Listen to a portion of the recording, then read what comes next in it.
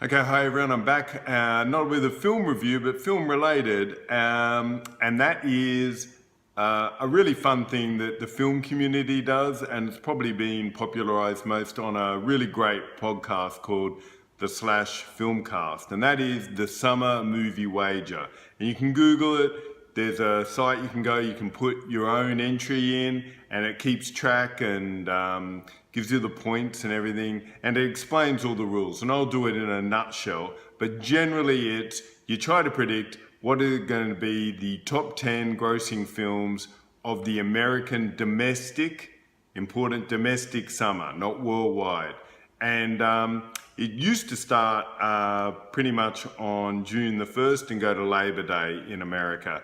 But because these big films are coming out, they're kind of skewing it a little bit. So this year, the reason why I'm rushing this out is because it's going to start on, I think, April 24th, which is the day, of course, that Avengers Endgame comes out, and it's going to be obviously the number one, debatable, but probably in the top couple films of the year. So the way the Summer Movie Wager works, just quickly, Google it if you really want to go into it, but you just got to predict the first 10 films, and you get different points depending on if you nail their position. Like if you predict a film will come third and it comes third, you get a lot more points, but you generally get points just even getting close to having them on the list.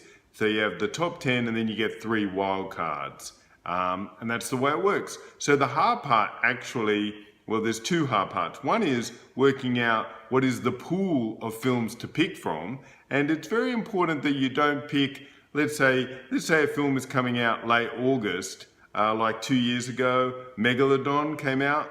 And although we all thought it would gross quite a lot of money, which kind of did, it came out so late that you knew you were going to miss some of its domestic gross because Labor Day would occur and the competition would shut down.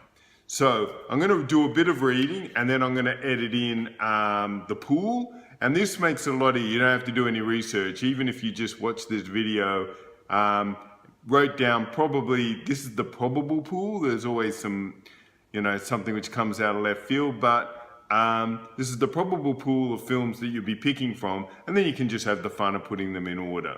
And they are in no particular order: Avengers Endgame, Once Upon a Time in Hollywood, which is the big Tarantino film, John Wick 3, Godzilla, King of Monsters, Spider-Man, Far From Home, Toy Story 4, Men in Black International, Midsummer, which is from the guy who made Hereditary. Be one of those films that will either gross nothing or it could, just take fire. Pokémon, Detective Pikachu, Hobbs and Shaw, which if you don't think that's part of the Fast and Furious series, Rocketman, the Elton John biopic, and normally I would not even get anywhere near my list, but because of Bohemian Rhapsody, you got to think of it. The Lion King remake, Aladdin remake, Brightburn, about a kid who is like Superman but goes evil. It looks interesting. Secret Life of Pets 2, cartoons, they always do well. X-Men Dark Phoenix, Top Gun 2 Maverick. It's on the pool, but it won't be on my list. That could easily just be the worst film. Stuber, that's come out of nowhere, and it's a comedy with Batista and, I never can do the name right, but you'll know, Kamal Nanjiani, and just looks funny. Yesterday, this is a very interesting film. It's about a guy who is the only guy on earth who remembers or knows that the Beatles were a band. And I get the idea that he kind of then starts singing Beatles songs and everyone goes, man, this guy's a genius. And The Hustle, which is kind of a remake of Dirty Rotten Scoundrels, the famous Steve Martin film, but with Anne Hathaway and Rebel Wilson.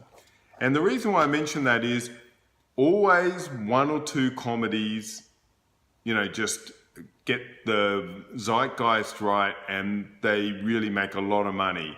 The problem is last year I tried to pick what they would be and it was disastrous. It really ruined my Summer Movie Wager 2018.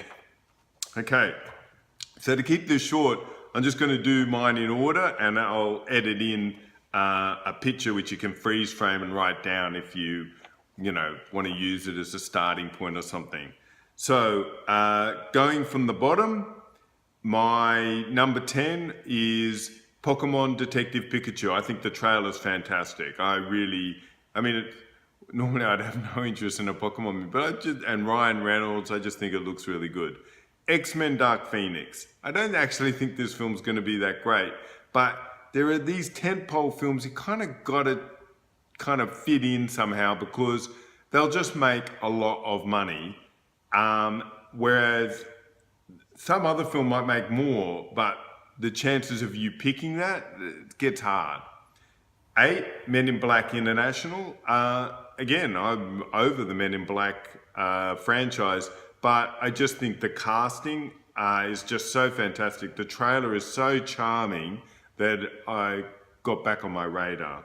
7, Secret Life of Pets 2. This film made a lot of money, the first one, even though it wasn't that great. And sequel, now there'll be another 4 years worth of kids who've seen the first one on DVD and they'll want to see it. 6, Godzilla King of Monsters. This could be great or horrible, but it's one of those films you've got to see in the cinema. It's just going to be so big. I think it'll make a lot of money. Spider-Man Far From Home. Now, the first one was a real surprise. I actually don't like the trailer for this, but I think once people come out of Avengers Endgame, this will be the next Marvel film, and they'll really want to see, maybe some of the echoes of whatever happens in that film.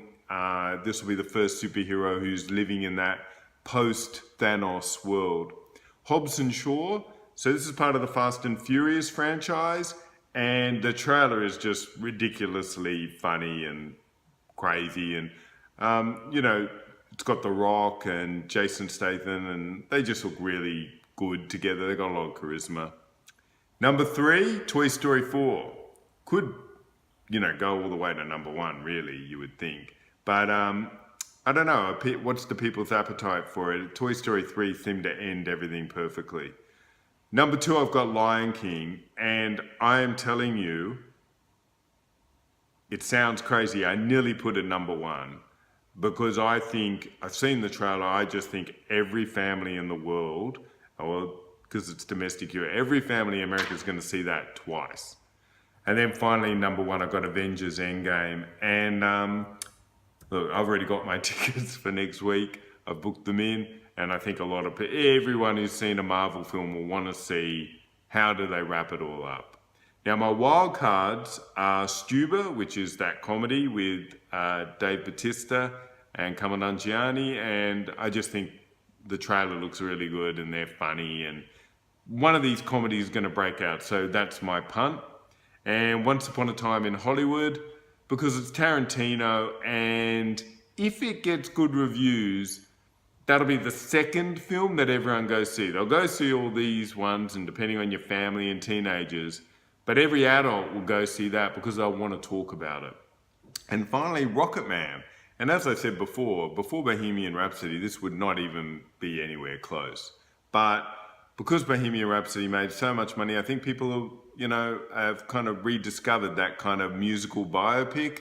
And Elton John, imagine, he's just got such a great pick of singles and records and an interesting story. He's a weird guy, and I think it'll do really well. Look, so that's it. I'll edit those in so you'll be able to see them and freeze frame them. If you like what I'm doing, hit like, subscribe. I'm always doing film and book reviews, and pretty much weekly, although not recently. And I'm on Twitter, Aguru Eden. Google this. It's a lot of fun. You don't lose anything, and especially if you've got film nerd friends, it's, really good debate, during the summer. Okay, I'll see you soon. Bye.